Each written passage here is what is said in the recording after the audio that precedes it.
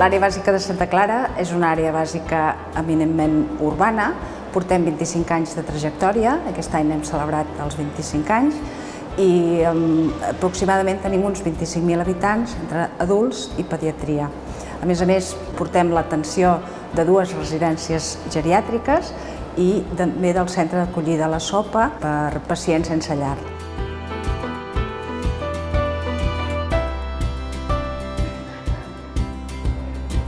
Al Camp Santa Clara tenim tot el necessari per formar uns bons residents. A més de poder adquirir les habilitats bàsiques de medicina, enfermeria, tenim també possibilitat de fer aquí la rotació en pediatria, tenim una psicòloga i també tenim petita cirurgia i ecografies.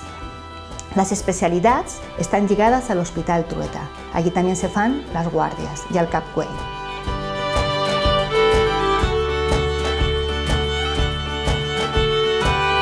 Un dels nostres punts forts penso que és l'activitat comunitària. Hem fet tallers per millorar hàbits de la comunitat i també hem treballat amb població en risc d'exclusió social, la població gitana i els pacients sense sostre. Per nosaltres, tenir residents és una sort perquè ens permet estar més actualitzats i treballar amb més il·lusió el dia a dia.